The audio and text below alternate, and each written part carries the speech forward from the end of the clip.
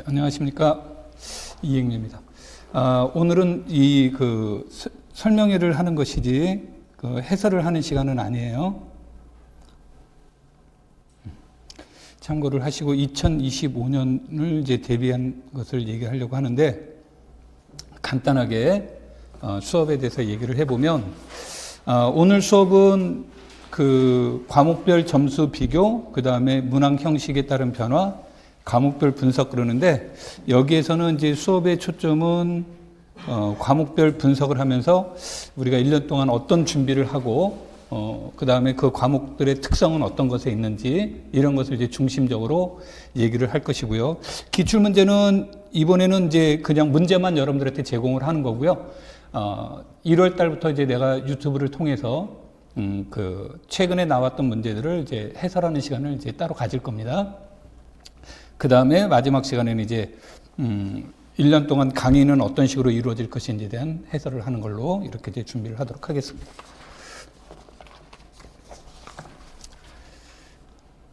자, 먼저 이제 보시면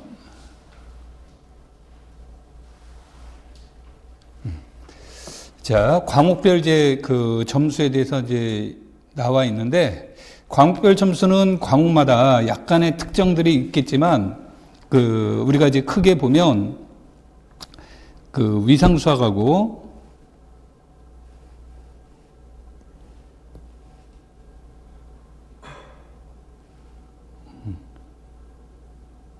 그 다음에 이산수학. 이 두 과목을 여기서 이제 선택한 이유가 뭐냐면, 이 과목들이 대체로 점수 편차가 좀 심했어요. 점수 편차가 심하게 됐는데, 교과기억론은 2020년 이전에도 그랬지만 35% 정도가 여기서 나옵니다. 그러면 이제 대략 점수가 24점이 되는 거예요. 그래서, 요게 이제 비중이 제일 높다. 이렇게 이제 볼 수가 있겠고요. 그 다음에 현대대수하고 해석학은 약간의 변화가 있죠. 이제 10점, 11점, 8점, 10점, 8점, 10점 이렇게 나오고, 해석학은 10점, 8점, 8점, 8점, 8점 이렇게 나왔는데, 이 해석학이라는 과목이 무엇으로 봐야 되느냐면, 온전하게 8점일 것이냐, 다른 과목과 연계시켰을 때 10점이냐라고 봤을 때, 이제 개인적으로는 10점이라고 보는데, 이제 겉에 드러난 껍데기만 놓고 본다면 8점이다. 이렇게 이제 얘기가 되고요. 현대대수학도 이게 이제 이 문제들이 무엇이 되냐면, 뒤에 가서 이제 다시 얘기가 되겠지만, 2020년에서부터 2021년으로 넘어가면서 가장 크게 변화된 게 뭐냐면, 논술형이 없어졌고요. 그 다음에 이제 무엇에 대한 문제냐면, 5점짜리 문제가 없어졌어요. 그래서 2점과 4점으로만 이제 분리가 됩니다. 그러면서 2점짜리 문항수가 8문항에서 6문항으로 줄어들어요. 그러면 그 전에 나왔던 2점짜리 문제들이 어떻게 배치될 거냐. 이제 이런 문제들이 발생될 수 있겠죠. 그런 문제들을 이제 2점, 2점 결합시키는 혼합형 문제들이 이제 출제가 돼요. 그러니까 어떤 사람들은 그래서 과목 문항수를 총 23문제가 나오는데 합치니까 23문제가 넘게 나온다라고 주장을 하더라도 그 이유는 혼합형 문제 때문에 그렇게 나온다. 이렇게 이제 보시면 되는 겁니다. 자, 그 다음에 이제 여기에 대한 내용들을 이제 간단하게 해석하면, 원래 여기에서 이 점수 기준은 무엇입니까? 라고 했을 때 기준점은 일반적으로 제시되어 있지는 않는데, 얘기되는 게 뭐냐면 각 대학의 전공 필수와 전공 선택 과목을 다 문의를 했습니다. 그럼 문의를 했을 때 그 대학에서 필수 과목은 뭐고 선택 과목은 몇이고, 그러면 시수가 나오겠죠. 이제 그것을 기준으로 해서 점수가 배점이 되는 거예요. 그럼 이제 그런 것을 기준으로 배점이 되는데, 제일 이해가 안 되는 과목이 위상수학이에요. 그러니까 대학의 평점을 보통 보시면 아마 여러분들이 학점을 땄을 때 6학점을 땄을 겁니다. 그래서 복수함수론도 6학점을 땄을 거고요. 그 다음에, 이제 정수론이나 선형대수는 학교마다 이제 약간씩의 편차는 있으니까 내가 얘기를 안 하고, 그 다음에 확률 통계도 6학점을 딴 학교도 있을 거고, 안 딴 학교도 있을 거예요. 미분기와도 마찬가지일 거고요. 그런 관점에서 보면 위상수학은 6점이 나와야 맞는데, 지금 점수 편차가 6점, 4점, 6점, 4점 이런 식으로 이렇게 들락날락한다. 그래서 이런 것들에 대해 점수 편차는 그때마다 약간씩 다를 수는 있다. 이게 정해져 있지는 않지만 대략 그것을 기준으로 해서 보시면 되는데, 미분기하, 교과경론, 복수함수론, 확률통계, 정수론, 선형대수학 이 과목들은 정해졌다. 이렇게 보셔도 돼요. 그 다음에 나머지 문제들은 2점 정도가 올라갈 수도 있고 2점 정도가 더 내려갈 수도 있다. 이런 식으로 여러분들이 편성을 보시면 돼요. 우리가 이것을 이제 중요시 여기는 것들 중에 하나가, 그럼 결국 임용시험에서 이 세 과목에서 점수를 받지 못한다면 합격하는 것은 매우 어렵겠죠. 그래서 이 세 과목을 어떻게 이제 우리가 공부해 나갈 것이냐, 이런 형태가 이제 얘기가 되는 거고요. 그 다음에 이제 이것은 요 위에 있는 것을 그냥 여러분들이 시각적으로 보시라고 표로 만들어 놓은 거, 그래프로 만들어 놓은 거고요. 자, 문항수에서 이제 보시면 현대대수학이 세문항, 두문항, 세문항, 두문항, 세문항. 해석하기 세문항, 두문항, 두문항, 두문항, 두문항. 이렇게 이제 편차가 이루어진 것은 무엇에 의해서 그런 거냐면 2점짜리가 나올 때는 통상적으로 세문항이 나와요. 기입형이 나올 때. 그렇지 않을 때는 통상적으로 두문항이 나오게 되는 거고. 그 다음에 아까 앞에서도 말했듯이 복합형 문제들이 있을 수 있기 때문에 여기에 대해서는 현대대수학과 해석학은 10점 정도가 나온다. 이렇게 생각하시는 것이 가장 편안합니다. 자, 그 다음에 이제 문항수의 비교가 아까도 얘기했듯이 2021년도를 기준으로 해서 이런 이제 변화가 이루어졌다. 이런 변화가 이루어졌다는 것이 되고, 그래서 문항수는 한 문항이 이제 늘어났지만 기입형이 두 문항이 줄어들었고, 그 다음에 서술형 문항이 5점짜리 문항이 없어졌고 논술형이 없어졌는데, 이때 논술형은 초창기에는 전공도 나왔는데 2016년도가 이후로는 교과경론만 나왔었어요. 그러니까 이때 나왔던 교과경론이 서술형과 기입형으로 이렇게 이제 변화됐다라고 이제 보시면 됩니다. 자, 그래서 이제 지금까지는 어떤 식으로 이제 변화가 이루어졌는지를 이제 보는 거고, 그 다음에 이제 본격적으로 우리가 이제 참고를 해야 될 내용들을 이제 여기서 보도록 할게요.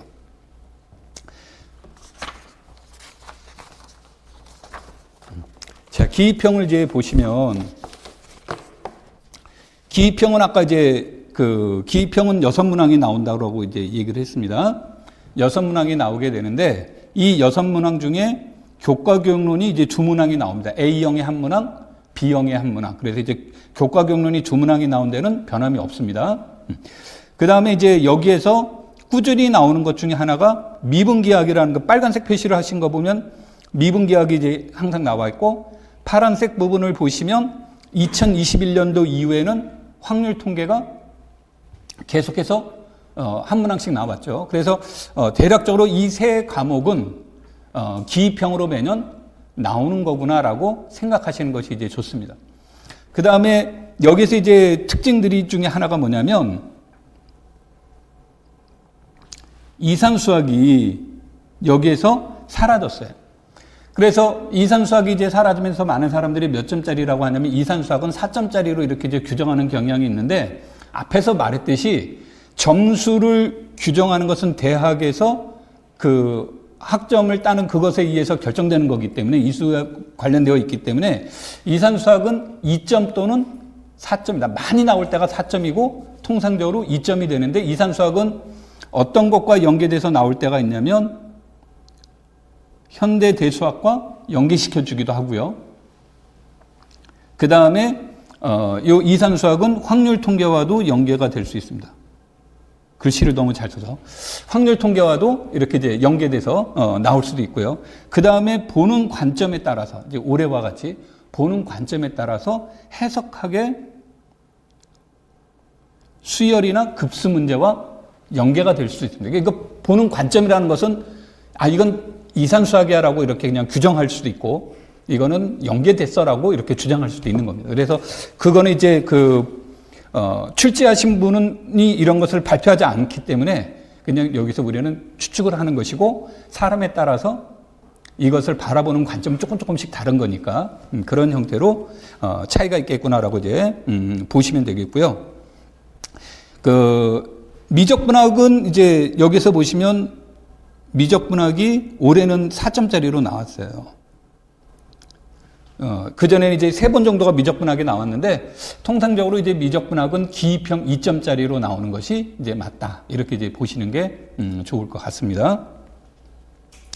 자, 그 다음에 이제 여기에서 이제 좀 우리가 특징을 이제 살펴보시면, 교과교육론은 단편적인 지식을 이제 질문을 기입형을 기준으로 얘기하는 겁니다. 단편적인 지식 또는 발생 순서 이런 것들도 이제 질문을 던지지만, 여기에 이제 우리가 또 첨가를 해야 될 것은 교육 과정에 관련된 내용. 그래서 내가 이제 그 강의할 때도 무슨 얘기들을 이제 많이 하냐면, 교육 과정은 무조건 암기 과목이다.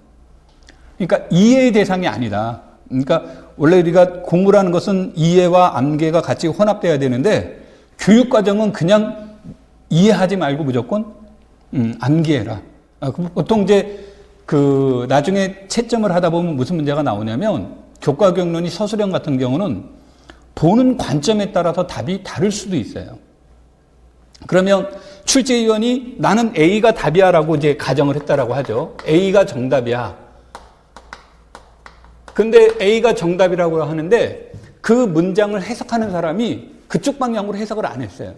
그래서 나는 B라는 답안을 제시했어요. 그러면은 이 B라는 답안 제시를 해준 게 완전 내용과 틀리면 0점이 되겠지만, 채점하는 경우에서 뭐라고 보냐면 그런 관점도 생길 수 있겠는데 라는 것이 나올 수도 있는 거예요. 그래서 실제 뭐가 되냐면, 그 사람의 논리가 어느 정도 맞게 되면 4점 만점 중에 4점은 안 주더라도 부분 점수를 제시해 주게 되어 있어요. 그래서 이제 이때 이 답안 제시를 할 때 그래서 항상 무엇을 얘기를 하냐면, 근거 제시가 되게 중요해요. 그 근거에 맞춰서 답안지가 어떻게 이제 구성되는지. 그런데 아까도 말했지만 교육과정은 그게 없어요. 교육과정은 이미 제시되어 있는 거기 때문에 이런 관점 저런 관점이 필요가 없는 거예요. 그냥 무조건 거기에서 제시한 대로 답안지가 작성이 돼야 된다. 그래서 교육과정은 아까도 얘기했듯이 이해의 대상이 아니라 무조건 뭐다? 암기의 대상이 돼야 되는 거예요. 그리고 올해 조금 충격받은 것 중에 하나가 뭐였냐면, 우리가 2015 개정교육과정은 2018년부터 운영이 됐어요. 그러면은 몇 년도가 된 겁니까? 한 6년쯤 운영되고 있는 거죠. 6년쯤 운영되고 있으면 어떻게 바뀌었니? 이건 시험에 잘 안 나와요. 이미 운영되고 있기 때문에. 어떻게 바뀌었니라는 것은 제도가 바뀌기 2년 전부터 제도가 바뀐 이후 2년, 그냥 한 대략 4년 정도에 걸쳐서 제도가 어떻게 바뀌고 있는지, 이 정권 뭐고 이후는 어떻게 바뀌었는지, 이게 이제 통상적으로 나와요. 그리고 한 3년 정도 지나면 이미 안정적으로 운영되고 있는 거기 때문에 어떻게 바뀐지는 잘 안 나옵니다. 어떻게 운영되고 있는지에 관련된 질문이 나오는 거지, 어떻게 바뀌었는지는 안 나오는데, 올해는 이제 그런 게 한 문제가 나왔다는 거죠. 그게 이제 조금, 좀 상식에서 벗어난, 뭐 그분들이 상식이 없다는 뜻은 아니겠지만 일반적인 상식에서 좀 벗어난 그런 시험 문제가 나왔는데, 좌우지간 그래서 얘네들은 다 암기를 이제 해야 됩니다. 그런 것에서 이제 얘기를 하는 거고, 그 다음에 이제 무엇에 대한 내용이냐면, 여기서 단편적인 지식이라고 표현을 썼는데, 수리 철학하고 수학 교육, 심리학에 대한 문제예요. 그러면 우리가 막 논쟁되고 있는 것들 있죠. 뭐 이건 이렇게도 볼 수 있고 저렇게도 볼 수 있고 막 학자들끼리 논쟁이 이루어지는 건 절대 이때 시험에 안 나옵니다. 이건 답이 유일해야 되기 때문에. 그럼 이제 이런 것들은 어디에서 나온다라고 해야 되냐면,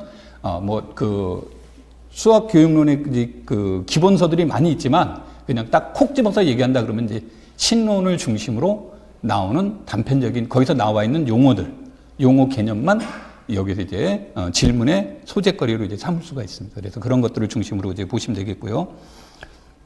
그 다음에 미적분학, 미분기학, 확률 통계. 이 내용에 이제 우리가 플러스로 한다면 복수함수론의 기입형. 그 다음에 현대대수학의 기입형. 이런 문제들은 대체로 알고리즘 중심으로 나와요.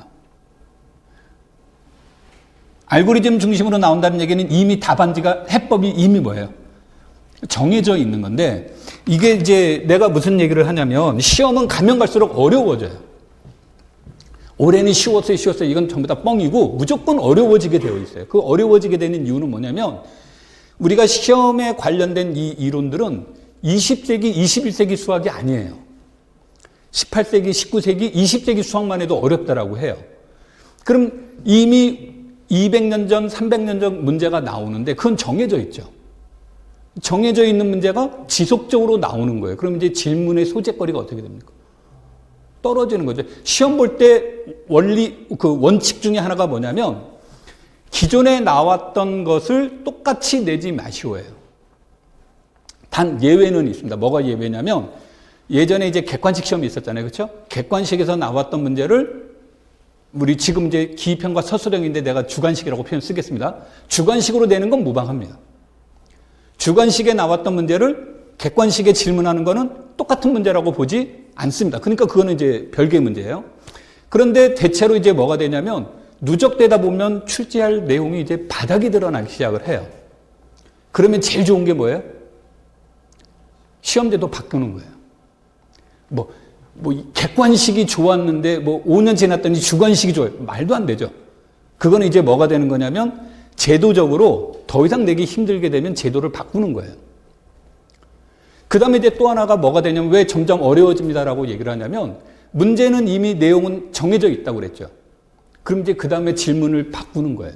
똑같은 이론이 나오는데 어떤 형식으로 이제 질문이 나올 수 있냐면 이런 거죠. 우리 단편적인 거로. 코끼리 하면 떠오르는 단어가 뭐예요? 코끼리 코는 길다죠. 코끼리 코는 길어요. 코끼리 코는 길어요. 막 그러잖아요. 그런데 그것만 외우고 있던 사람한테 코끼리 등판은 어떤가요? 그러면은 당연히 널쩌라가 아니라 시험장 가면 바보가 돼요. 내가 바보라서가 아니라 항상 준비했던 언어가 아닌 다른 관점을 질문을 던져버리면 어떻게 되겠습니까? 시험장에서 멘붕이 오는 거예요. 그래서 어려워진다라는 내용은 안 나왔던 시험 문제가 나와서 어려운 게 아니라 질문의 형식을 바꿔버리기 때문에 어려운 거예요. 그걸 내가 준비를 한 사람과 준비하지 않은 사람의 가장 큰 차이가 거기서 드러나는 거예요. 그래서 질문의 형식이 변한다라는 것에 대해서 여러분들이 이제 고민을 하셔야 되는 거고, 또 하나는 관점을 또 바꿔버리는 거죠. 코끼리라는 동물을 정면에서 바라봤을 때와 위에서 바라봤을 때와 후면에서 바라봤을 때와 옆에서 바라봤을 때의 코끼리의 그림을 그리라고 하면 그리는 사람들이 다 어떻게 되겠습니까? 다른 그림을 그리겠죠, 자연스럽게.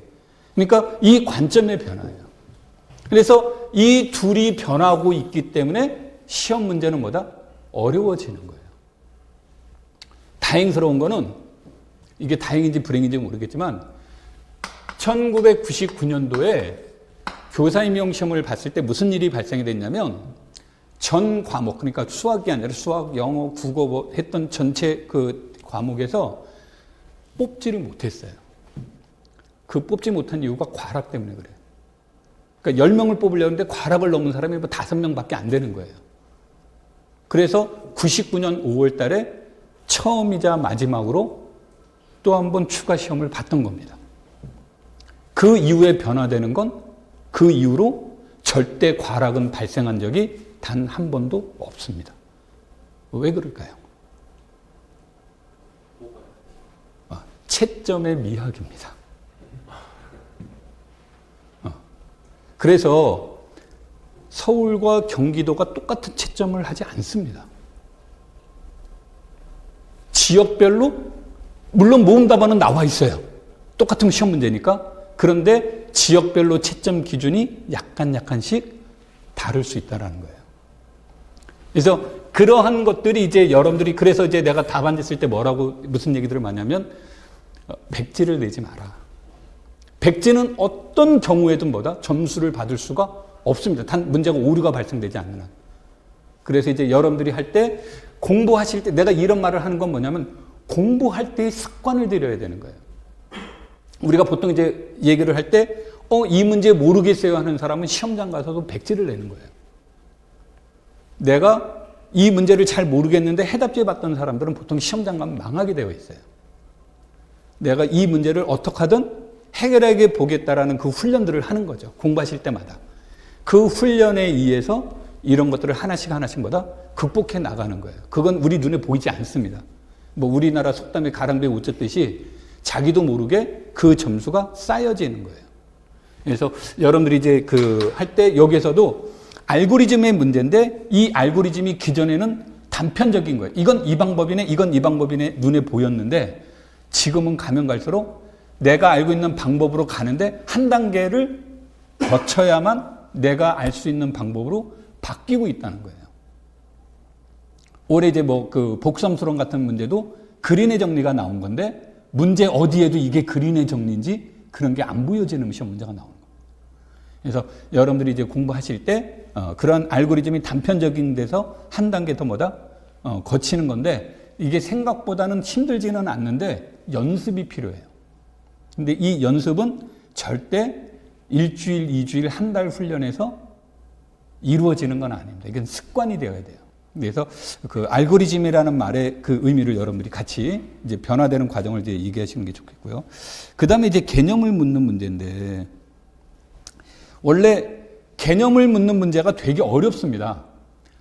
알면 답은 금방 나오는데, 그게 아는 게 쉽지가 않습니다. 그래서, 시험 문제가 이제 점차 바뀌는 게 아까도 말했듯이 질문의 형식도 바뀌고 관점도 바뀌고 그러면서 처음에는 우리가 보통 기본서라는 책에서 나와 있던 질문의 형식이 90년대 후반, 2000년대 초반에 나왔어요. 그러다가 조금 지나면서 그것을 해석하는 형식으로 바뀌었습니다. 그러니까 무슨 말이냐면 정리가 나왔다 그러면 90년대 후반이나 2000년대 초반에는 정리를 증명하라는 문제든지 이런 게 나왔다면 그 중간 이후로는 2007, 8년 이후로는 어떤 형식으로 바뀌기 시작하냐면 이 정리를 해석하는 능력을 물어봐요. 그 다음에 해석하는 능력을 물어보는 거고, 그 다음에는 이게 20년? 요때쯤 돼서부터 이제 뭐로 바뀌냐면 본질적 의미로 넘어가요. 그러니까 우리가 보통 본질적 의미 하면 재미없잖아요. 지루하고 따분하고, 이거 알아 하고 넘어가는데 실전에 딱 나오게 되면 답변을 못 하는 거고, 전문가라고 하시는 분들은 뭐라고 하냐면 너무 쉬웠다라고 얘기를 하는 거예요. 왜냐하면 그분들은 베이스에 이미 개념이 잡혀져 있으니까 쉬운 거고, 그거를 훈련하지 않은 사람은 뭐라고 표현해야 될지 몰라요. 그래서 내가 이제 대학교 2학년 때 제일 황당했던 시험 문제가 0 곱하기 1이 0임을 증명하시오 나오는데, 이게 초, 중, 고를 배우면서 수에다 0 곱하면 무조건 0인데, 이 증명하라고 그러니까. 대수적 통계만 썼으면 그냥 답이 나오는 거를. 그러니까 굉장히 단순한, 그때 이제 완전히 멘붕이 온 거예요. 내가 도대체 뭘 배웠는지, 내가 뭘 하는지, 내가 수학을 잘하는 건지, 막 이런 경험을 한 적이 있는데, 개념을 물어봐요. 그래서 이 개념을 물어보는데, 이 개념의 근본이 뭐냐라는 거예요. 근본적인 문제인데, 여기에서 우리가 전체적으로는 얘기할 수 없고 위상만 가지고 얘기를 한다면, 위상에서의 근본은 무엇입니까? 그럼 위상이라는 언어는 어떤 걸로 이루어져 있죠? 집합과 그 다음에 위상의 세 가지 공리로 이루어졌죠. 그 세 가지 공리가 뭘 설명하는 거죠? 열린 집합을 설명하는 거예요. 그러니까 열린 집합의 의미를 설명하는 거예요. 그러면은 여기에서 열린 집합이라는 의미가 주어졌다 그러면 모든 사람들의 질문의 요지는 열린 집합에서 시작해서 열린 집합으로 끝난다고 보시면 돼요. 근데 이 열린 집합이라는 것을 토폴로지를 주고 열린 집합을 생각하면 쉽죠. 왜냐하면 토폴로지 속에 있는 멤버들이 전부 다 뭐니까? 열린 집합이니까. 그러니까 그렇게 안 준다는 거죠. 그러면 여기에 대한 내용으로 제시되는 게 바로 뭐예요? 기저, 부분기저, 국소기저의 개념이에요. 그래서 이 기저에 대한 개념과 또 하나는 역사 발생적인 측면에서 본다면 열린 집합은 어디에서 출발한 거죠? 근방의 개념에서 출발한 거죠. 근방의 개념이다. 그러니까 이 두 가지 개념을 가지고 토폴로지를 물어보기 시작하는 거예요. 근데 그게 준비가 안 된 분들은 상당히 부담스러운 거예요. 그래서 여러분들이 이제 공부를 하실 때 그 과목에 가지고 있는 기저가 뭐냐? 현대대에서 군이다, 환이다, 체다. 그러면 이것들은 셋과 이항, 연산으로 구성이 되어 있는 거죠. 근데 셋은 정해져 있단 말이에요. 그러니까 무엇에 따라 성질들이 바뀌는 겁니까? 이항, 연산에 따라서 성질들이 바뀌어지겠죠. 위상은 집합에 따라 바뀌는 것이 아니라 열린 집합을 어떻게 정의했느냐에 따라서 내용이 바뀌어지겠죠. 그럼 우리는 당연히 공부할 때 위상은 열린 집합을 이해하는 데 초점을 둬야 되는 거고, 군이라면 연산자, 환도 마찬가지가 되겠죠. 그런 것들에 대한 것을 우린 기본 개념이 되는 거예요. 근데 이런 것들은 재미가 없어요. 문제 푸는 맛이 없어요. 뭐 그걸 우리 손맛이라고 해야 되나? 그런 느낌이 우리한테 탁탁 오지 않아요. 그래서 내가 이제 보통 뭐라고 하냐면 1, 2, 3, 4월에 공부를 하는데 너무 달리지 말라고 얘기를 해요. 그러니까 체력적인 문제도 뒤에까지는 가야 되는데 1, 2, 3, 4월에 너무 달리는 거예요. 막 그냥 머리띠 두르고 막 밤새서 공부하고 하다가 나중 가서 지치기도 하는데 자꾸 노출이 돼버리면 뭐가 되냐면 자기가 모르는데 안다라고 생각하는 것들이 나와요. 그러면 어디에서 무너진다? 개념에서 무너지기 시작하는 거죠. 그래서 여기에 대한 문제들은 이제 이런 식으로 출제가 되고 있다. 계속해서. 그 다음에 이제 서술형 문항에서 보시면 이때는 세 문항이었지만 주로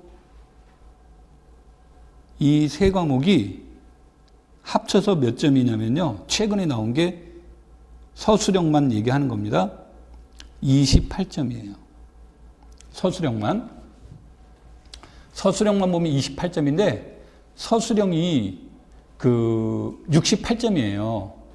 68점 중에 28점이면 약 40%가 조금 넘습니다. 그러니까 이 세 과목이 40%를 좌지우지합니다.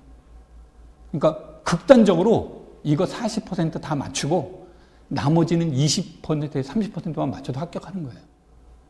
그러니까 이 세 과목이 갖는 비중은 굉장히 크다는 거죠. 이 내용들을. 자, 그래서 이제 그런 것들에 대한 내용들을 얘기를 하고 이제 이 내용들은 쭉 형태가 주어진다면 올해 출제된 것 중에 하나가 아까도 얘기했듯이 형식의 변화가 이루어졌어요. 조금 다른 때보다 좀 심했다라고 이렇게 볼 수는 있습니다. 아주 심하진 않지만 형식이 변화되고 있다.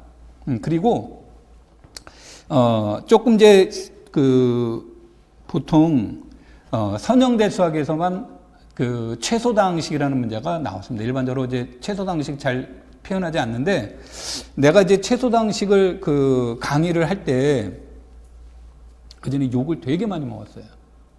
왜냐면 시험에도 안 나오는 거, 내용만 되게 어렵고 이런 거 왜 내요? 이런 거 왜 해야 되고 이렇게 했는데 욕 먹었는데 이제 나와버렸죠.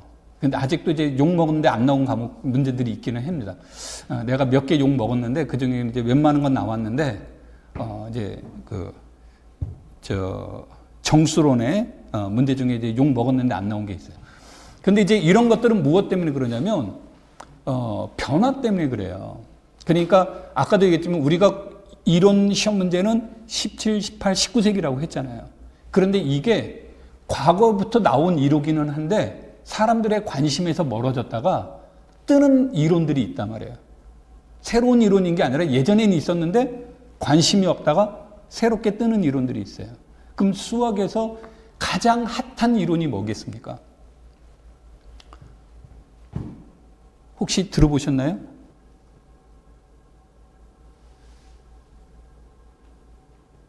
암호학이라는 말은 안 들어봤어도 군대 갔다 왔으면 암호라는 말은 들어봤죠. 암호는 잘 몰라도 정보보호라는 말들은 많이 들어봤죠. 이게 수학과에서 잘 다루지 않았어요. 그러니까 이게 전산이라든지 그 다음에 지금으로 따지면 우리 전자공학이라고 얘기하는 전자공학이라든지 이런 쪽 사람들이 주로 다뤘어요. 물론 이제 군사에서도 많이 다루긴 했습니다만, 거기서.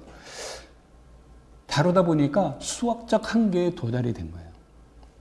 그러니까 수학적 한계에 도달되니까 자연스럽게 어디로 넘어가겠습니까? 누구에게 요청하겠어요? 수학가에게 요청을 했죠. 그린 같은 경우는 성질 나가지고, 그린이 이제 그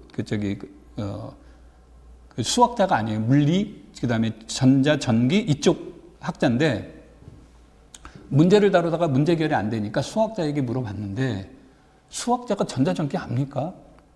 모르니까 이 사람이 전공을 수학으로 가가지고 한 게 그린의 정리가 그래서 나온 거예요. 뭐 맥스웰 정리 뭐 이런 경우. 이 사람은 커피 만드는 건지 잘 모르겠는데, 이런 것들이 공학자들이 나중에 한계에 도달해서 수학에 넘겼을 때 수학자들이 이걸 이론화 시킨 게 있고, 수학자들이 이론화를 못 시키니까 그분들이 이론화를 시킨 이론들이 있어요. 근데 이 암호학이 수학자에게 넘겨지면서 처음에는 해석학 영역에 있던 분들이 다루었는데, 한계점에 도달되면서 어디로 넘어가냐면 대수학으로 넘어갔어요. 대수학으로 넘어가면서 강조되는 게 체론, 정수론, 선형대수학이에요. 여러분들이 피부로 느끼는 게 하나가 뭡니까? 체론이 점점 어렵죠. 체가 본격적으로 나온 게 2005년인가부터예요. 그전에도 물론 나왔습니다만, 뭐가 되냐면, 여러분들이 대학에서 본다면, 그 1학기, 2학기, 3학기, 4학기 이렇게 한다면 2학기 끝날 때쯤 배우는 시험 문제만 나왔어요. 지금처럼 갈루아 나왔을 때 난리가 그런 난리가 아니에요. 이게 어떻게 학부 과정의 이론이냐. 지금은 갈루아 이론 뭐가 돼? 나왔다고 그래서 문제 삼지 않죠. 이런 것들이 뭐가 되냐면, 이러한 것에 관심을 갖는 분들이 늘어나는 거예요. 그러니까 그 전에 있었던 이론이 이것과 연계가 되는 순간 자연스럽게 뭐가 됩니까? 핫하죠. 그럼 여러분들이 핫한지 안 핫한지는 모르겠지만, 여러분들이 출제하는 게 아니라 누가 출제합니까? 현재 교수들이 출제하고, 여기 하신 분들이 연세가 많이 드신 분들이 아니란 말이에요. 40대 전후예요. 보통 학과장을 이제 했던 분들이 이제 많이 들어가신단 말이에요. 그러니까 이분들한테는 관심의 대상이 되는 거고, 이것을 우리가 배우는 전공과 접목될 수 있는 내용이면 암호라는 단어의 이름은 제시하지 않아도 거기에 배경이 되는 이론들은 출제가 된다는 거죠. 그래서 이런 내용들이 이제 핫하다라고 보는 거예요. 그럼 이런 것들은 시험이 언제 나오든 이상하지 않는 거예요. 그러니까 이게 내가 점쟁이라서 올해 나옵니다 그러면 얼마나 행복하겠습니까? 그거 하면 우리 강의 들을 필요 없죠. 그냥 시험 보기 전날 탁 돗자리 깔아놓고 하면 되는 거잖아요. 그렇죠? 그래서 이제 그거는 아니에요. 그러니까 그런 것들에 대한 흐름은 이런 것들이 있겠구나. 그 교과교육론도 마찬가지예요. 핫한 게 뭐냐라는 것을, 특히 교과교육론은 되게 시류를 많이 따라갑니다. 그러니까 그런 것들을 여러분들이 공부하시면서 읽어내야 된다는 거예요. 자, 그러면서 이제 그런 것들에 대한 이제 보편적인 내용이었다면, 본격적으로 여기에 이제 나와 있는 내용은 아까도 얘기를 했듯이, 내가 요즘은 가면 갈수록, 그전에는 조금 거짓말을 조금 보태면 뭐가 되냐면, 스쳐 지나가도 한 달간 기억했는데 요즘은 외워도 일주일을 못 갑니다. 그래서 이제 조금 이렇게 적어 갖고 왔으니까 그거를 보면서 하도록 하죠.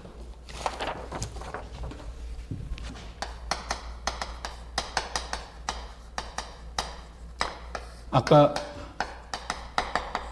이거는 별로 와닿지 않고 24점이라는 게 더 이제 와닿는 이제 이런 형태가 되는데, 우리가 이제 교과교육론은 크게 5개 정도의 5권이 아니고 권수로 따지면 훨씬 더 많고요.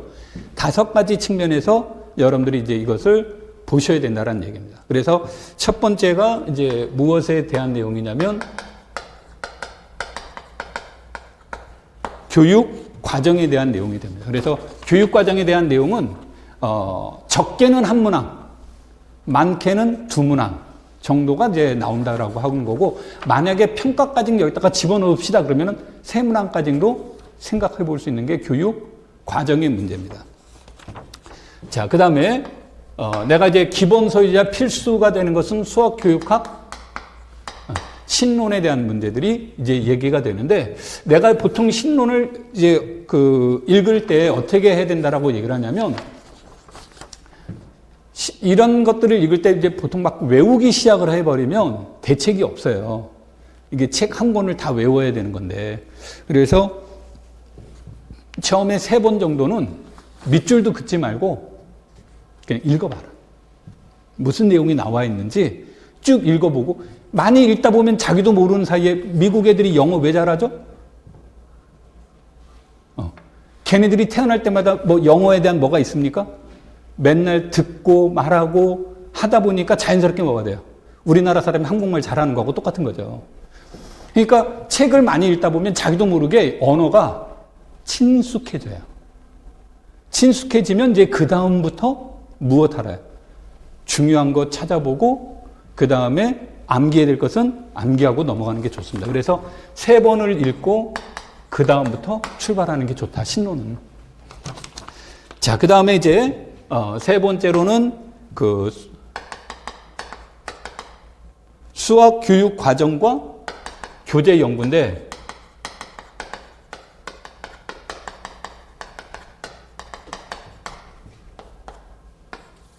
수학 교육 과정과 교재 연구. 그래서 극단적으로 표현하면 아주 심할 때는 여기에서 시험 문제가 다 나와요.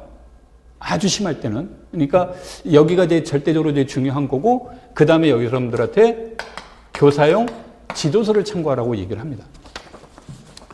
그러면 이제 물론 교육과정 여기 교재 연구에서 굉장히 잘 나와 있습니다. 여기가 굉장히 잘 나와 있는데, 뭐 한 90%는 여기에서 다 나와 있다라고 보시면 돼요. 근데 혹시 모를 10% 정도 때문에 지도서를 보자라고 하는 건데, 지도서에서 이제 잘 나와 있는 것들 중에 하나가 그 배경적인 문제예요. 그 배경적인, 그러니까 우리가 교육 그 어떤 함수다 그러면 함수의 배경 문제라든지 이런 것들이 이제 조금 잘 나와 있는 경우들이 있다. 그래서 이것은 일종의 주 교재보다는 무엇으로 보충하는 형식으로 지도서를 보시는 게 좋습니다. 그 다음에 이제 또 하나는 이제 무엇을 얘기를 해보는 게 좋냐면요, 교육과정은 전체적인 흐름이에요. 흐름인데 개통성에 관련된 거, 개통성에 관련된 건 무엇을 가지고 보는 게 가장 정확하냐면 지도서를 가지고 봐야 돼요. 그러니까 함수다 그러면 함수라는 게 교육과정에서는 개통성이 잘 드러나지 않습니다. 잘 드러나지 않기 때문에 제일 잘 드러나는 건 뭘 통해서? 지도서를 이제 보시는 게 좋아요. 그래서 무조건 이거를 먼저 보셔야 돼요. 그러면 이거를 보고 나서 이거를 보게 되면 시간이 뭐 이게 그 중학교, 고등학교 이렇게 하더라도 시간이 굉장히 줄어듭니다. 뭐 비교도 안 될 정도로 줄어드니까 꼭 순서는 위에서 아래로 이렇게 보시는 게 좋고, 이것도 마찬가지로 순서는 이렇게 보시는 게 좋은데, 1번이라고 쓴 것은 교육과정은 처음에 암기하지 않아도 교육과정은 이해해 두시는 게 좋아요. 어느 정도. 요 얘기는 이제 조금 이따 다시 할게요. 자, 그 다음에 4번째 기출문제예요. 그래서 이런 것들을 이제 여러분들이 체크를 해보는 게 좋습니다.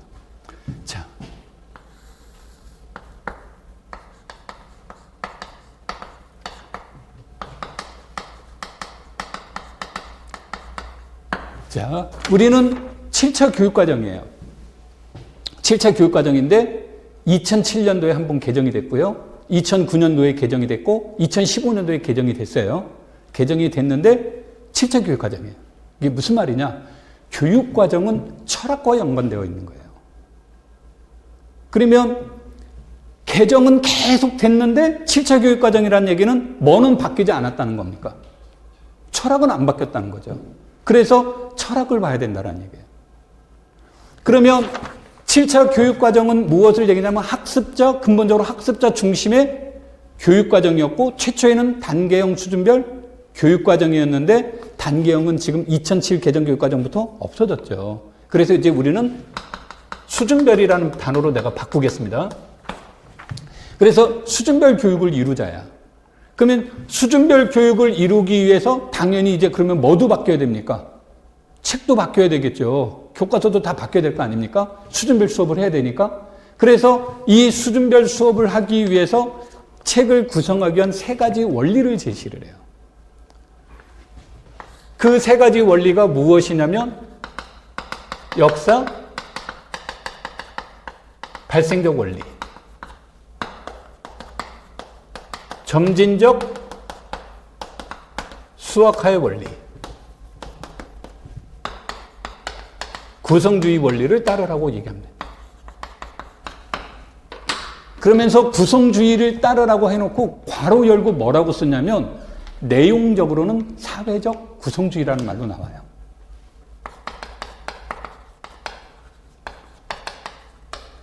그러면은 이 두 가지는 누구 이론입니까? 프로이덴탈 얘기죠. 그러니까 당연히 프로이덴탈 이론이 시험에 많이 나온 건 지극히 당연한 거예요. 그리고 이 안에서 무엇에 대한 내용들이 들어가냐면 교육과정에서 비판적 사고력을 강조하기 시작을 해요. 비판적 그것을 강조하다 보니까 얘네들은 당연히 그래서 핫한 거예요. 그 다음에 이것을 강조하다 보니까 무엇이 자연스럽게 강조돼요? 수리, 철학이고 이것 중에서도 특히 절대주의보다는 뭐로? 오류주의, 수리 철학이 더 강조가 되고 오류주의, 수리 철학에는 또 라카토스의 중경험주의와 사회적 구성주의로 나눌 수 있겠죠. 그런 이론들이 뭐가 된다? 핫하게 나오는 겁니다. 시험 문제, 기출문제 봤더니 이런 게 많이 나왔네. 그래서 핫한 게 아니라 핫하니까 걔네들이 많이 나오는 거예요. 내가 이거를 제시한 건 그래서 핫했다라는 걸 근거를 제시한 거고 그래서 여러분들이 이제 보실 때 그러면 이제 아까 이 내용들을 보라고 했잖아요. 그렇죠? 이렇게 보고 요거하고 연계 그래서 기출문제를 다시 한번 보라는 거예요. 그럼 기출문제를 보다 보면 우리가 여기에서 읽었던 내용들, 여기에서 공부했던 내용들 중에서 내가 놓쳤던 부분이라든지 책을 읽을 때는 이해가 잘 안 됐는데 기출문제의 질문 형식을 보다 보니까 요약하는데 어떻게 되겠습니까? 다시 바뀌어질 수 있다는 거죠. 그래서 요게 된 다음부터 이제 요게 얘네들은 무엇으로 바뀌냐면 여기까지 넘어갔으면 얘는 무엇이 되는 거예요? 사전이 되는 거예요. 여러분들은 영어 사전 안 보셨겠지만 요즘은 여러분들도 영어 사전 가지고 공부했나? 휴대폰으로 탁탁탁 누르면 나오고 그걸로 그렇죠? 나는 집에 내 영어 사전 같은 거 보면 영어 사전에 막 단어만 다 찾아보거든. 왜 수학에서 얘 이름을 이렇게 채라고 썼을까? 필드를 왜 채라고 했을까? 뭐 펑션은 왜 함수라고, 수학과는 왜 함수라고 했을까? 요거 고민해 보느라고 국어 사전 찾아보고 영어 사전 찾아보고 옥편 찾아보고 영영 사전 찾아보고 영어 되게 못하는데 영영 사전도 다 읽고 그랬어요. 못해 그런데 그렇게 왜 언어를 하냐면 분명히 이름을 붙인 이유가 있을 것이다. 그러면 물론 그게 이제 우리가 수학 교육할 때 항상 유의해야 될 것이 일상어의 영향. 이게 오류의 무엇도 될 수 있어요. 원인이 될 수 있다고 해서 장당 보는데 구덕이 나올까 봐 장을 포기할 수는 없잖아요. 유의를 하면 되는 것이지. 그래서 언어 공부 같은 경우도 보다 의미를 알면 훨씬 더 재미있기도 하지만 이해하는 데 굉장한 도움이 돼요. 근데 우리 지금 학자도 아니고 그렇게 할 수는 없잖아요. 그러니까 그런 건 다 못하더라도 기출문제를 보면서 여기서 나왔던 언어들을 다시 무엇해봐라? 재해석하는 공부가 로테이션으로 계속하고 단어를 잘 모를 때마다 얘네들을 사전처럼 책을 찾아가면서 내가 뭐 찾으라고 그랬죠? 책 찾아라. 왜냐하면 요약본 보지 말라는 거예요. 공부할 때 요약하잖아요. 그거 공부하면 나중에 망합니다. 그럼 요약본 안 만들까요? 만들어요. 요약본을 만들려고 하는 것은 내 생각을 정리할 시간을 가지라는 뜻이에요. 근데 공부할 때는 항상 뭐를 꼭 찾아? 원 교재를 찾아가는 게 제일 좋아요. 공부하는 방법은. 그래서 이렇게 돌아가면서 이제 보시면 됩니다. 물론 이제 우리가 여기 말고도 6차 교육과정, 5차부터 이제 그 5차 교육과정부터 강조된 것 중에 하나는 뭐예요? 오랫동안 강조된 것 중에 수학에서 진 것 중에 하나 문제 해결에 관련된 내용은 말 안 해도 당연히 얘기가 나와야 되겠죠. 그래서 저러한 이론들이 이제 우리가 그 핫한 내용이 되는 거고, 그 다음에 이제 뭐 이걸 하다 보면 이것만으로 교육이 되기 때문에 여러분들한테 이제 너무 지루해질까봐 내가 이거를 30분 안에 끝내려고 했는데 시간이 많이 지나가 버렸어요. 내가 이게 제일 고민하는 내용인데 이것에다가 아까 여기에다가 무엇을 또 보라고 그랬습니까? 계통을 보라고 그랬죠. 그런데 역사 발생 전 과정에서 나타나는 것 중에 하나는 뭐냐면 수학자들이 어려워했던 거. 그러면은 당연히 수학자가 어려워했다라고 한다면 수학자가 어려우면 평범한 사람은 어떻게 되는 겁니까? 수학자는 일종의 그쪽 분야의 천재라고 봐야 되는 거죠. 천재가 어려워해요. 그럼 일반인은 죽음이죠, 죽음. 그러니까 당연히 여기에서 오류가 어떻게 되겠습니까? 쏟아져 나오겠죠. 그런 것들이 주로 뭐가 있었는지를 보는 거예요. 그것을 무엇과 연계시켜서 역사적 발생적인 것과 연계시켜서. 그래서 이제 여기서 인식론적인 오류가 발생되기 시작하는 거예요. 그러니까 이거를 한 번에 읽을 수는 없어요. 지금 내가 말하는 거를. 그러니까 아까도 얘기했듯이 얘네들을 보고 요거는 나중에 일종의 응용적 개념으로 넘어가서 같이 보는 거예요. 그러면 이제 가끔 이제 무슨 얘기들을 이제 하시는 분들이 있냐면 이거를 하다 보면 답이 없잖아요. 이렇게 이제 얘기가 나와요. 근데 시험장에서의 답을 찾는 게 아니라요. 생각을 준비했던 사람과 준비하지 않았던 사람의 차이예요. 그러니까 이런 것들을 준비했던 사람은 아까도 얘기했지만 정답은 A인데 내가 평상시에 준비하기를 나는 B라고 생각해서 B라고 썼다라고 치면 이 사람이 B라고 쓰는 논리가 얼마나 정갈했겠냐 그런 얘기예요. 그럼 그 부분은 상대도 인정해 주는 거예요. 우리가 이제 보통 보면 이런 거죠. 개똥 철학과 철학의 가장 큰 차이가 뭐예요? 학자가 얘기하면 철학이고 지나가는 행인이 얘기하면 개똥 철학이 돼요. 그건 근거예요. 그래서 우리 혹시 나는 요즘 방송 잘 안 보는데 예전에 이제 보통 방송 보면 밑에 자막에 뭐가 나가면 이 사람의 이력이 나가요. 촤, 이력은 왜 쓸까요? 신뢰도를 주려고 하는 거예요. 독자들에게, 청취자들에게. 이 사람 나 이렇게 잘난 사람이야. 이걸 보여주려고 하는 게 아니라 저 사람은 저런 이력을 가지고 있다는 걸 통해서 그 사람 말에 신뢰를 두는 거고. 두 번째로는 학자들이 나오면 재미없고 지루한 얘기 중에 하나가 뭡니까? 철학자 누구에 의하면, 경제학자 누구에 의하면 막 얘기하잖아요. 그거 왜 얘기합니까? 자기 말에 근거 제시를 하는 거예요. 내가 말하는 게 개똥철학이 아니라는 거죠. 내가 이 말을 하는 건 뭐냐면 답안지 쓸 때 그냥 이렇게 생각합니다가 되면 개똥철학이 되는 거고 피아제에 의하면 이렇게 됩니다라고 얘기하면 철학이 되는 거예요.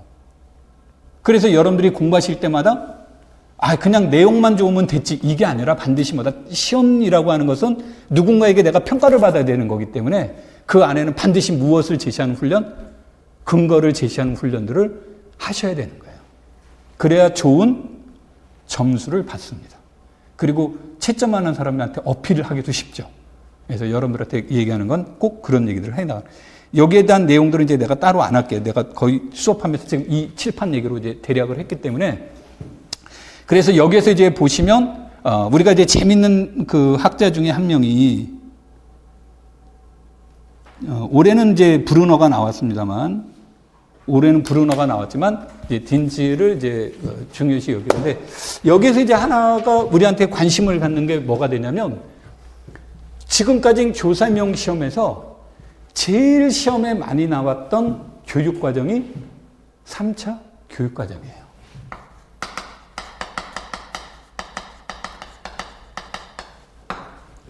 다른 말로 3차 교육과정은 우리는 뭐라고 하죠? 현대화 운동의 영향을 받은 거죠. 또는 세수학이라는 표현을 쓰기도 합니다. 이 3차 교육과정이 지대한 지탄도 받고 문제점도 얘기가 되고 막 했음에도 불구하고 외국 사례는 내가 잘 모르겠고 우리나라 교육 사례로 본다면 우리나라의 교과서의 틀은 이때 이후에 잡혀놓은 거예요.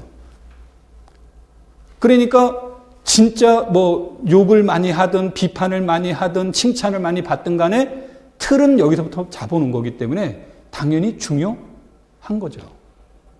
그렇죠? 그래서 여러분들이 현대화 운동을 되고 현대화 운동을 주도한 대표적인 학자가 누굽니까? 브루너죠. 그런데 브루너를 신랄하게 비판한 이 사람하고 뭐 이거 사이가 어떤지는 내 개인적으로 모르겠습니다만 이론적으로 보면 신랄하게 비판한 대표적인 사람이 누구예요? 프로이덴탈이에요.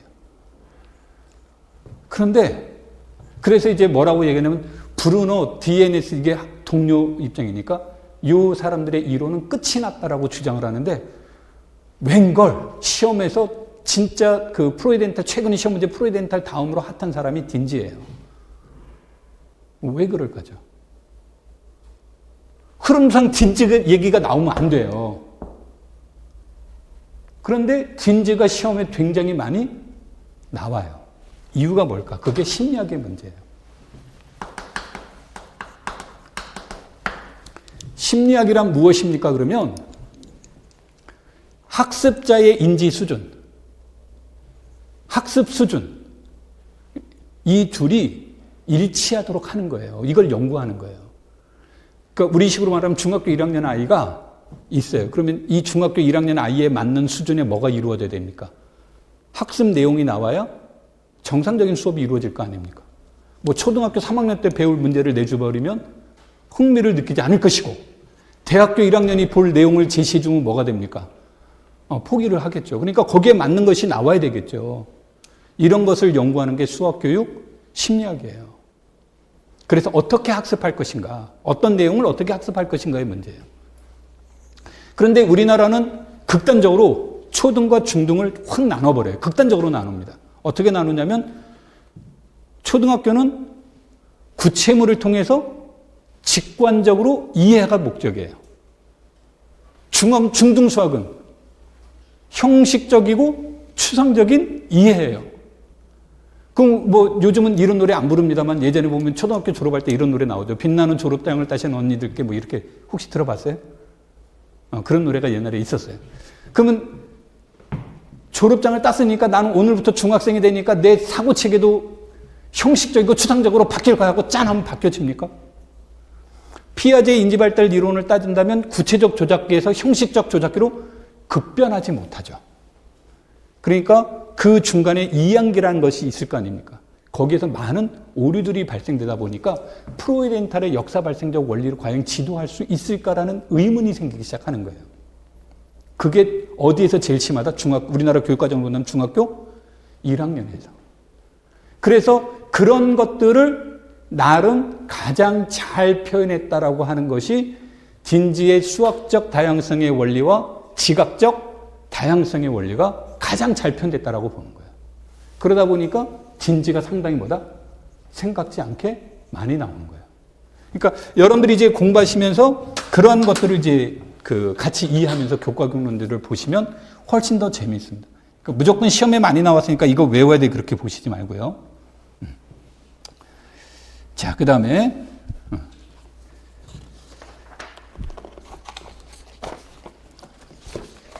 선형대 수학을 먼저 여기서 얘기하도록 하겠습니다.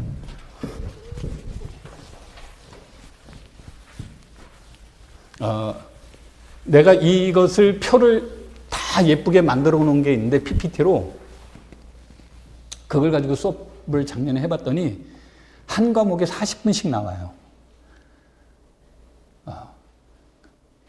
말하는 나도 힘들지만 듣는 여러분들도 굉장히 고통스럽고 그래서 올해는 그냥 간단하게만 얘기해야 되겠다 그래서 그런 것들을 여기다 이제 다 일단 뺐습니다. 자, 선형대수라고 하는 과목이 뭐냐?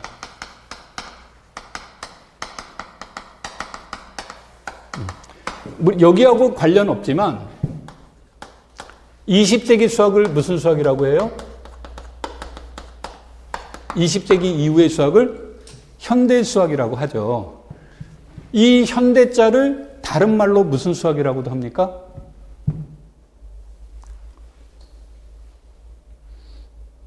또 누가 예전에 현대수학을 다른 말로 뭐라고 하자니까 현다이 그러더라고. 추상수학이라고 하죠. 추상수학.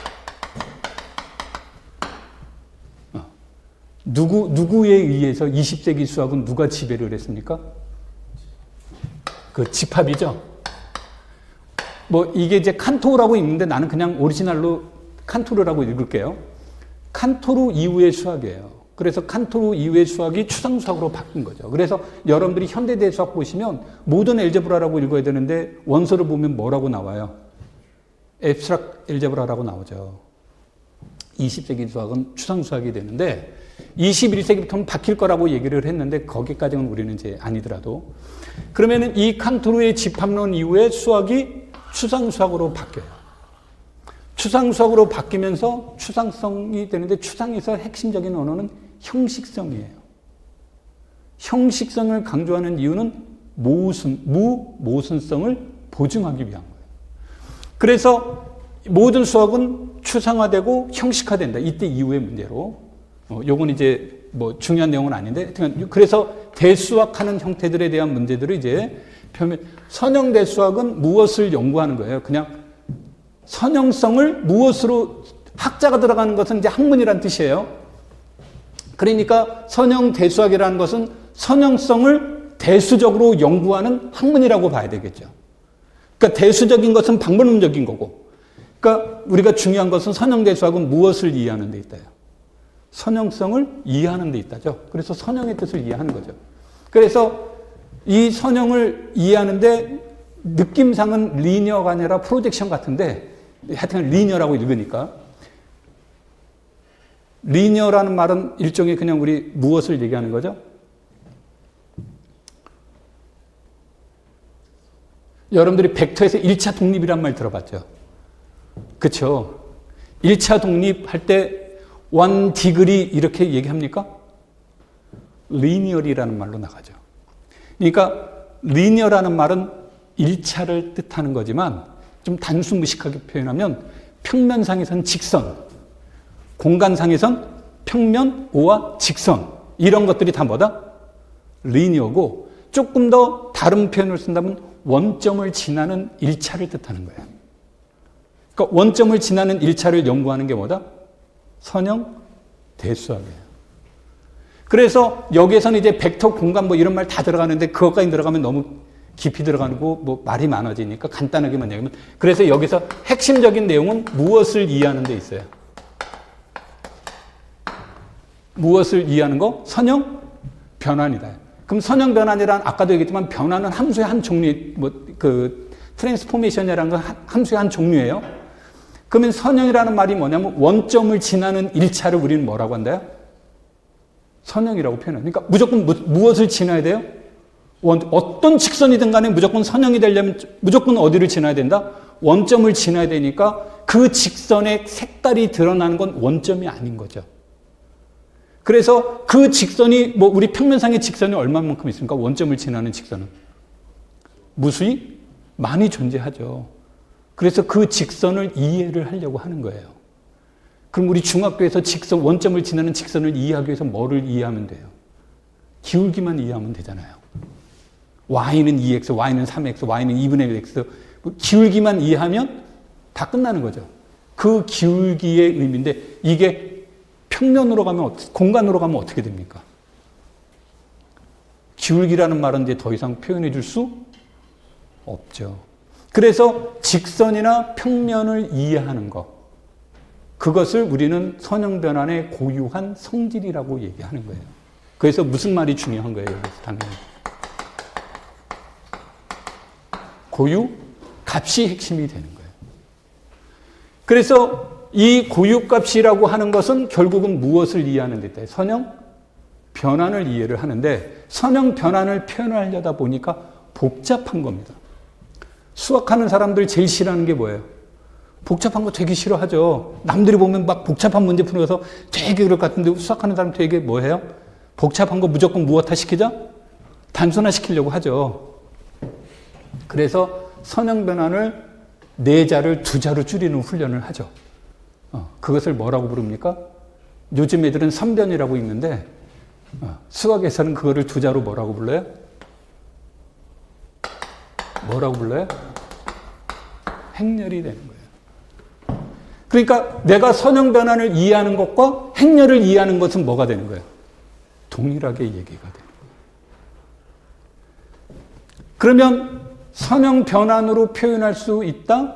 선형 변환으로 한다는 얘기는 행렬로 표현될 수 있다. 행렬로 표현될 수 있다는 것은 선형 변환이다. 이 두 가지 뜻은 동의어가 되는 겁니다. 그런데 이제 이 말이 어려우니까, 왜냐하면 이 말을 하려면 벡터, 공간 얘기도 해야 되고 스칼라 얘기도 해야 되고 할 얘기들이 많아요. 근데 고등학교에서는 급해. 하긴 해야 되겠는데, 그러니까 뭐부터 합니까?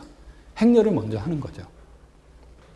그래서 행렬과 선형 변화는 거의 뭐다? 동의어에 해당이 돼요.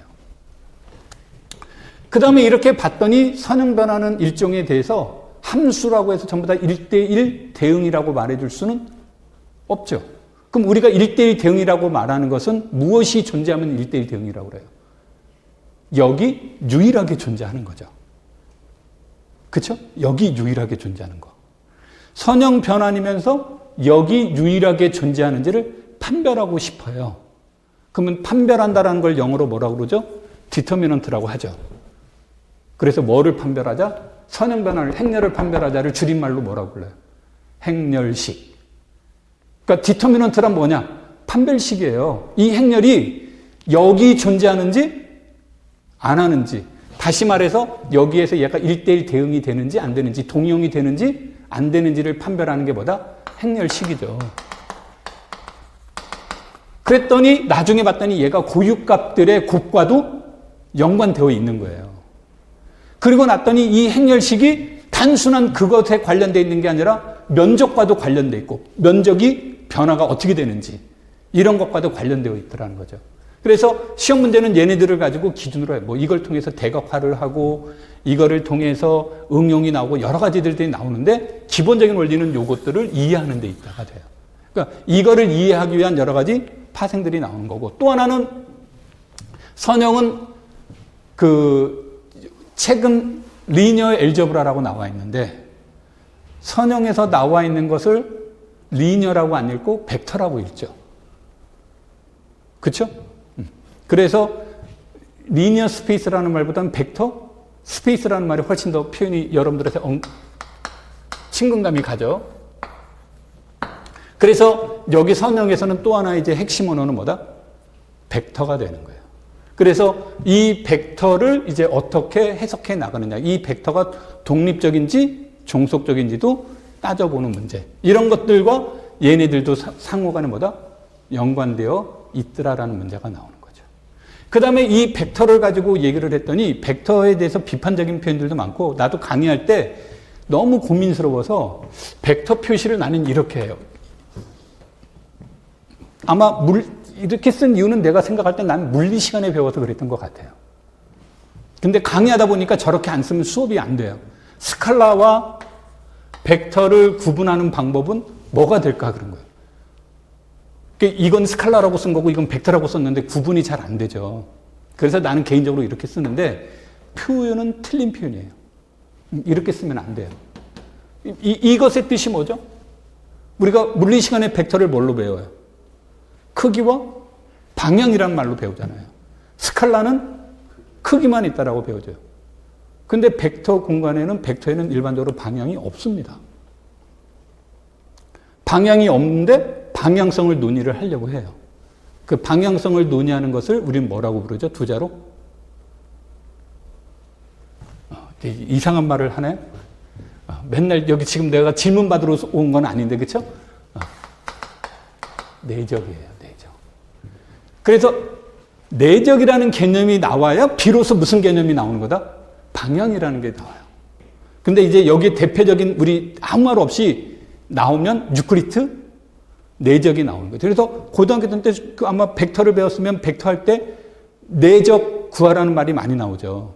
이제 그것은 본질적으로 코사인 세타의 값을 구하시오 뭐 이런 문제를 내는 건 유치한 문제가 아니라 본질의 문제가 되는 거예요. 근데 그렇게 이제 유클리트 내적이 방향성을 물어봤다가 제2 코사인 법칙이 나오면서 벡터 유클리트 내적이 마치 성분끼리 곱의 합이라는 말은 제2 코사인 법칙이 나온 이후에 나온 결과물이에요. 그러니까 학생들에게 방향성으로 설명하는 게 너무 어렵다 보니까 결과물인 뭐로? 성분끼리의 합의 곱의 합으로 설명하는 게 더 쉬우니까 그렇게 배워버린 거죠. 원뜻은 그게 아니라 뭐다? 방향성의 문제가 되는 거예요. 그 방향성의 문제가 되는데 이제 이게 방향을 하다 보면 여러 가지 문제들이 본질이 변화될 수도 있고 본질이 변화되지 않을 수도 있겠죠. 얘가 가지고 있는 원성질이 안 바뀔 수도 있고 바뀔 수도 있는데 안 바뀌는 것에 대해서 관심을 갖기 시작하는 거예요. 그걸 우리는 뭐라고 그래요? 회전? 변환이라는 말이 나오는 거고. 얘가 회전인지 아닌지는 2차원에서는 쉽죠. 4차원 그림도 못 그리는데 4차원에서 얘가 회전됐는지 안 됐는지 어떻게 합니까? 그것을 나오는 것이 아까 선형 변환이 일종의 내가 뭐라고 그랬냐면 그래서 여기에 대한 내용 게 무슨 행렬? 직교 행렬이라는 게 나오는 거예요. 그럼 직교 행렬은 행렬식이 1 아니면 마이너스 1이에요. 그럼 절대값은 무조건 다 몇이 되는 거예요? 1이 되니까 면적이나 이런 건 변하지 않아요. 그런데 1이 되는 것을 행렬식이 1이 되는 것을 우리는 회전 변환이라고 하는 거고 마이너스 1이 되는 걸 반사 그런 거예요. 그 반사는 일종의 축회전이에요. 180도 회전. 그러면 뭐가 바뀝니까? 크기나 다른 거는 안 바뀌는데 방향만 어떻게 돼요? 반대 방향으로 가는 거죠. 그러니까 질문은 얘를 가지고 얘가 핵심인데 질문은 이거로도 물어볼 수 있고 얼마든지 질문의 요지를 바뀔 수 있고 아까 내가 선형 변화는 선형인데 왠지 얘는 프로젝션 같은데 뭐라고 한다고 그랬습니까? 프로젝션 같은데 선형이라고 이름을 붙인다고 그랬죠? 그러니까 이 프로젝션의 의미가 중요한 거예요. 그러니까 얘네들은 메인은 아니에요. 메인은 얘예요. 메인은 얘인데 얘와 관련성이 있는 좋은 소재거리가 직교, 프로젝션, 이걸 정사형이라고 하죠. 이런 것들에 관련된 내용들이 얘와 연관성이 있어요. 그럼 시험 문제 출제하시는 분은 직교를 내도 본인은 이거를 낸다고 생각하는 거고 직교를 내는 거고 모델로. 이거를 낸다라고 생각하고 모델로 프로젝션을 내기도 하고. 그러니까 여러분들이 봤을 때 항상 얘를 중심적으로 그래서 얘를 잘 이해하고 나서 나머지를 이해를 하셔야 되는 거예요. 그런데 책의 구성이 지금 내가 말한 것처럼 구성되어 있지 않단 말이에요. 그러니까 단편적인 건 다 했는데 나중에 이것의 관련성을 이해를 못 해버리는 거예요. 그래서 항상 그 과목이 가지고 있는 본질적인 의미가 우리가 이해가 되면 쉬운 거고 요게 이해가 안 되면 어려운 거고 그런 겁니다. 무슨 말인지 이해되죠? 그러니까 공부하실 때 내가 말하려고 하는 요지가 이제 여러분들이 공부하는 관점을 이제 보라는 거예요. 뭐 우리가 지금 이 짧은 시간 내고 전체를 다 할 수는 없는데 요거 하나만 더 하고 쉴게요. 원래는 막 하다가 무조건 요즘은 1시간 지나가면 싫어한다고 1시간 안에 끝냅시다라고 얘기를 했는데 내가 1시간은 안 되고 1시간 반 하면 안 될까 그랬는데 지금 강의 내가 2번을 연습을 했는데 물론 이제 집에서 혼자서 연습을 했지만 했는데 그때는 한 40분이면 끝나더라고요. 그래서 너무 빨리 끝나는 거 아니야 그랬는데 이렇게 말이 많아집니다. 자, 현대대수학에서 보시면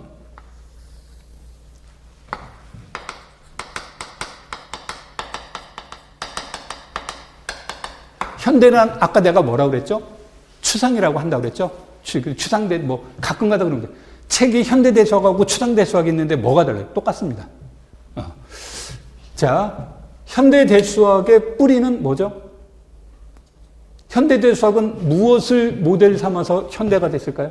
뭘 보고? 정수론 보고. 그러니까 정수를 보고 정수를 봤더니 정수를 더해도 뭐가 됩니까? 정수가 되고 정수끼리 뭐 덧셈 항등원, 덧셈 역원, 뭐 덧셈의 교환법칙, 결합법칙, 곱셈이 닫혀있고 얘기 나오잖아요. 얘를 추상화시킨 게 환이에요. 환. 그래서 우리가 공부할 때는 군환체를 합니다. 왜? 연산자가 하나, 두 개니까 군환체를 하지만 역사적으로는 환군, 환체로 가야 되는 거예요. 그래서 요즘 대학에서 환군, 환체로 강의하는 대학이 점점 늘어나는 거예요. 예전에는 절대 그렇게 강의 안 했어요. 그러니까 우리는 연산자를 동시에 두 개를 받아들일 수 있다라고 보는 거예요. 왜냐하면 정수, 실수, 복소수 다 할 때 우리 연산자 몇 개씩 나옵니까? 거기 연산자가 덧셈도 있고 뭐도 나와요. 곱셈도 있는데 어려워서 못하겠어요. 안 그러잖아요. 근데 현대 할 때만 연산자 두 개 나오면 뭐가 돼요? 어렵게 느껴지는 거죠. 그래서 여기에서 이제 린이 나오는 거예요. 환이 나오다 보니까 이 문구 안에서 곱셈, 연산자가 두 개잖아요. 그러니까 곱셈 문제가 생긴 거예요. 그래서 이 곱셈에 대한 여건이 존재하는 것들만 우리 모아볼까? 그래서 나온 게 바로 뭐예요? 단원 군인 거죠. 그리고 그런 문제들을 해결하는 과정에서 여러 가지 이론들이 나옵니다. 그러니까 여기에서 나오는 게 환에서 나타나는 특별한 문제는 0이 아닌 두 수를 곱했더니 뭐가 나와요? 0이 나올 수 있죠. 뭐 우리가 Z6이다 그러면 Z6에서 2도 0이 아니고 3도 0이 아닌데 곱했더니 뭐가 나옵니까? 그럼 이 0이 나오면 생기는 문제가 뭐예요?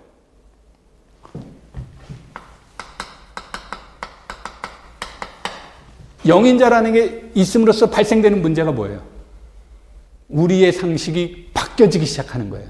여러분 초등학교는 아니다. 중학교 때, 고등학교 때 1차 방정식 나오면 1차 방정식은 셋 중에 뭐라고 그래요? 방정식 셋 중에 하나라고 하죠. 뭐 1차 방정식이라고 하면 안 되겠다. AX는 B 그러면 이것의 근은 관계는 몇 가지 중에 하나예요? 세 가지 중에 하나죠. 그래서 A와 B가 모두 다 0이면 해가 무수히 많다. 그래서 부정. A는 0인데 B가 0이 아니면 해가 없다. 그래서 불능. A가 0이 아니면 해는 유일하다. 그래서 유일성. 이 딱 세 가지만 배우잖아요. 우리 이걸 상식이라고 하겠습니다. 그런데 Z6에서 이 X는 4가 나왔어요. 그럼 해가 몇 개입니까? 해가 두 개죠, 두 개. 2도 되고 몇도 되는 거예요. 우리의 상식, 해는 존재하죠. 무수히 많은 것도 아니잖아요. 우리의 상식이 깨져버리기 시작하는 거예요. 그건 무엇 때문에? 얘가 영인자라서 그래요. 그러면 이 영인자는 우리에게 무엇의 문제다? 유일성 문제에 훼손을 줘요. 우리가 알고 있는 상식에. 그 다음에 이로 인해서 무슨 법칙이, 유일성의 문제가 생겼다는 얘기는 무슨 법칙이 성립하지 않는다요. 소유학 법칙이 성립하지 않는 그런 문제가 발생이 돼요. 그러면 우리는 자꾸 우리가 원하는 방향으로 해결을 하려고 하는 거고, 그게 이제 정역의 문제가 되겠죠. 그래서 정역의 문제는 무엇과 연관 깊은 일에 영인자와 깊은 관계가 있지만, 내용적으로 보면 정역은 무엇의 문제예요? 소유학 법칙을 보장하느냐 못하느냐의 문제가 되는 거예요. 그 다음에 이제 또 무슨 문제가 나요? 그럼 곱셈 여건 있어? 해 있어? 해 있다는 걸 보장받아? 정수에서는 보장 못하죠. 정수에서 보시면 2x는 1이라는 해가 있습니까? 없잖아요. 그러니까 해에 대한 존재성의 문제예요. 존재성의 문제. 그렇죠? 이 문제를 해결하는 게 바로 뭐예요? 채로 넘어가는 거예요.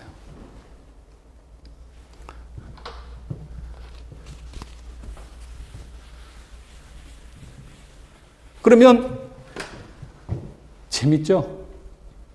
우리 지금 이명 얘기로 온 것 같은데 이명하고 관련 없이 얘기를 하는 것 같으니까 이게 이제 우리 보통 상식인데, 내가 예전에 박사과정 있을 때 나이 먹고 하고 싶은 게 뭐냐 그래서 동네에다가 이렇게 사랑방 만들어 놓고 그 학부모들 놓고 이렇게 수학 얘기해 주고 싶은 게 내 꿈이라고. 그랬더니 돈이 되겠어. 그러니까 그만큼 벌어놔야죠 그랬거든. 다 불행하게도 못 벌어놨습니다만. 자, 채가 나왔어요. 채가 나오게 되면, 채가 나오니까 그 다음에 이 채는 두 가지. 얘는 연산자가 몇 개예요? 연산자가 두 개죠. 얘는